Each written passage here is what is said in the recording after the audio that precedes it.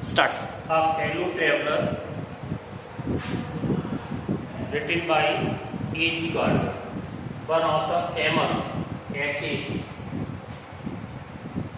The writer describes here about Amos, who was the fellow traveler of the writer. Writer was traveling by a slow-moving train from London to Midland town. The train started from London to the Midland town. When it started, it was full of the passengers, but on the way stations, the passengers got down in bunch or twos.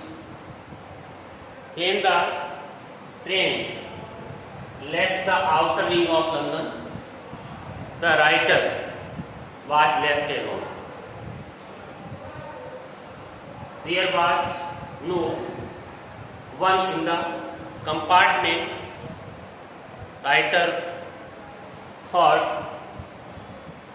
to enjoy because he was alone and he wanted to enjoy, but he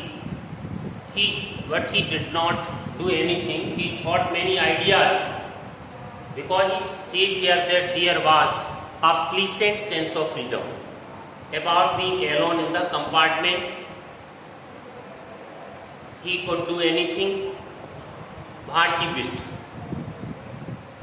He says that he could sit on every seat. He could open the window, he could shut the window, he could lie, he could play golf. Understand? But he could not do anything. Writer says that there was a pleasant sense of freedom about being alone in the compartment. Now, the passage, the hint is given. There is a pleasant, doctor, counter stop. Now open the lesson, chapter 2, page 17. A fellow traveler. Page 18, the text. Paragraph first. I do not know which of us got into the carriage first. लेखक कहता है मुझे ज्ञात नहीं, got into प्रवेश किया, enter into the carriage, carriage here compartment. लेखक कहता है मुझे ज्ञात नहीं कि रेल के डिब्बे में सबसे पहले कौन सवार हुआ।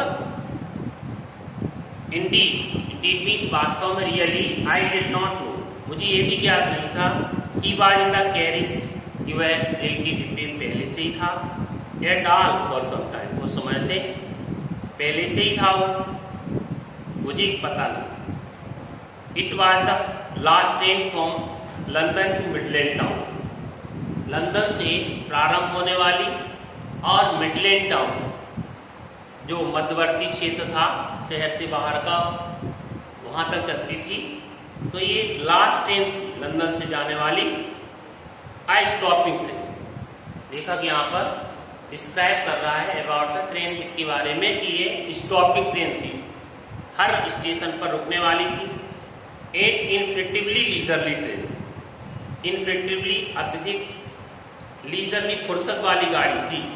चलो तो ऐसा लगता, इतनी धीरे चलती थी, ऐसा लगता था कि it could not reach at the destination, कि जहाँ पहुँचाती है गंतव्य स्थान पहुँचेगी नहीं। इतनी स्लो मूविंग ट्रेन थी लेकिन पहुँचती थी। देखा कह रहा है वन ऑफ दोज ट्रेन्स, उन गाड़ियों में से एक थी which give you an understanding of eternity. Eternity एक तरह से अनंत काल। लेखक कहता है कि यह उन गाड़ियों में से एक थी जो आपको उस अनंत काल का ज्ञान कराती थी। हर स्टेशन रुकती थी, हर जगह आपके पास टाइम था, बहुत सारा लोगों से बातचीत करना, ये सब कुछ आप सब फ्री बैठे थे, फुर्सत में थे, गाड़ी फुर्सत वाली गाड़ी थी, अनंत काल का ज्ञान कराने वाली थी। इट वॉज टॉलरेबली फुल, यह टॉलरेबली कंप्लीटली पूरी तरह से फुल, इट मीन्स क्राउडेड, भर जाती थी, भरी हुई होती थी। वेन इट स्टार्टेड, जब ये रवाना होती थी। But as we stop at the suburban station, suburban जगह कहता है बाहरी भाग, आउटर जो भी है स्टेशन, जैसे वो रुकती थी, जैसे वी स्टॉप, हम जैसे स्टेशन रुके, the travellers alighted in ones and twos, स्वाभाविक है गाड़ी रुकती थी तो लास्ट ट्रेन थी तो ज़्यादातर लोग अपने अपने जो भी स्टेशन होता उतरा करते थे एक एक दो करके।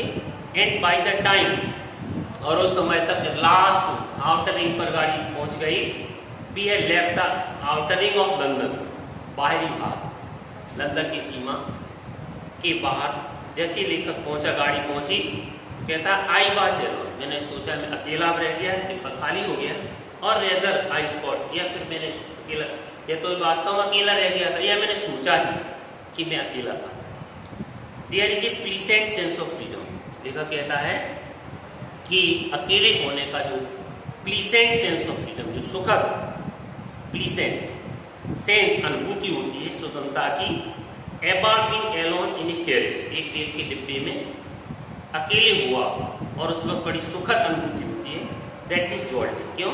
क्योंकि वो जो डिब्बा होता है उसको भी अनुभूति होती, कहता है जॉल्टिंग, जर्किंग, हल्का हल्का झटका देना, नॉइजली थ्रू द नाइट, रात नाइट ट्रेन थी, रात के समय चलने वाली गाड़ी थी, तो रात के समय शोर करती हुई हल्का हल्का धक्का देने वाली थी गाड़ी।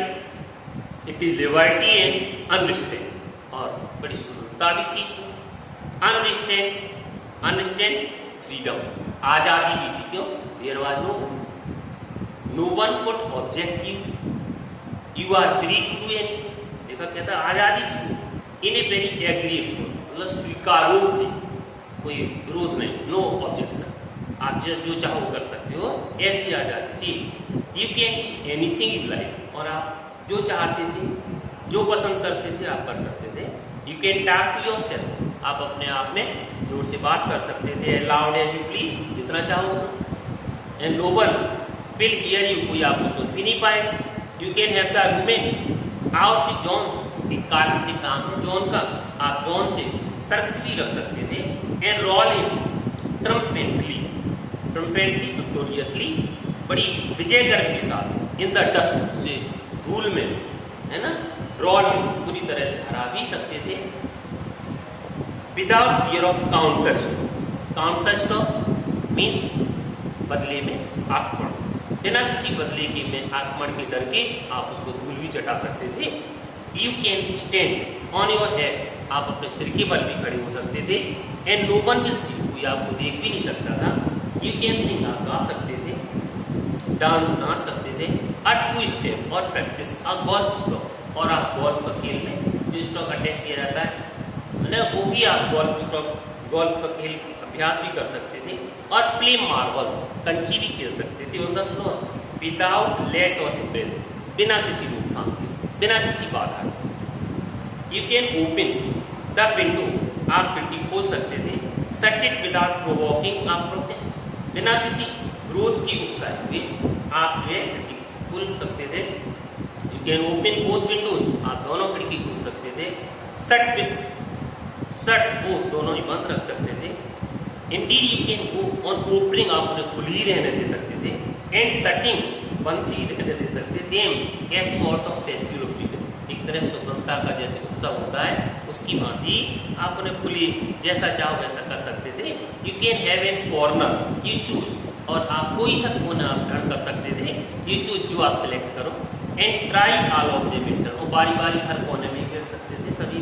You can lie at full length on the cushion, आप जो भी कुशन, जो भी सीटें थी गद्दीदार, उन पर फुल लेंथ पूरी लंबाई में लेट भी सकते थे। Enjoy the luxury of making the regulation, और आप जो रेगुलेशन, जो नियम था, जो भी उस वक्त ट्रेन में यात्रा करने की, उनको तोड़ने का लग्जरी, आराम या विलासता का आनंद ले सकते थे। And possibly the heart of DURA, Harshal, और DURA एक DURA defence of real land, सुरक्षा साम्राज्य का नियम था उस वक्त। नियम उस वक्त ब्रिटिश पीरियड में इस नियम को पावर था, है ना। ग्रीक वार, जो भी ग्रीक वार के दौरान इंग्लैंड में था ये, तो ये पीरियड था 1914 से लेकर के 1918 तक का। उस वक्त ये DOR शॉर्ट में एब्रिविएशन है। कहता है कि दीवारें के नियम दीवारें की हाइट को भी तोड़ सकते हैं संभवतः। ओनली दीवारें विल नॉट नो, दीवारें भी ये नहीं समझ पाया दैट हार्ट इज ब्लॉकिंग। इस नियम को, उसके नियम को तोड़ा गया, उसकी हाइट को तोड़ा गया, ठीक है। एस्केप इवन DOR, और DOR रूल्स था, उससे भी आप एस्केप में बच निकल सकते थे। In this there are that is most important, there is a pleasant counter stanza. In this para the writer describes his loneliness in a pleasing way.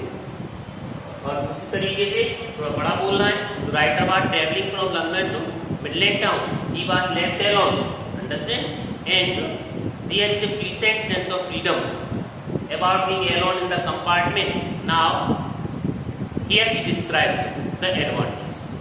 Here he describes the advantage of being alone in the compartment of the rebuilding. In this way, this is the context. Now, explanation. The writer describes here that he was traveling by a slow-moving train, by night train, and it stopped at every station. It gives the knowledge. It gives and infallibly. It gives the understanding of eternity. It was when it started, it was fully crowded. It was full of the passengers. But on the way, the passengers got down in ones or twos, and when the train left the outer ring, the writer was left alone. Here, the writer describes that there is a pleasant sense of being alone in the compartment. Everyone is free to do what he likes. He says that there is a liberty and there is a freedom, and he says that one can do everything. But one wishes now one can talk as loud as one likes. One can hear, nobody can hear. Understand? In this way, the writer describes that he can have the argument out with Jones, that is an imaginary, and he can defeat the John without the fear of counter attack. It means attack.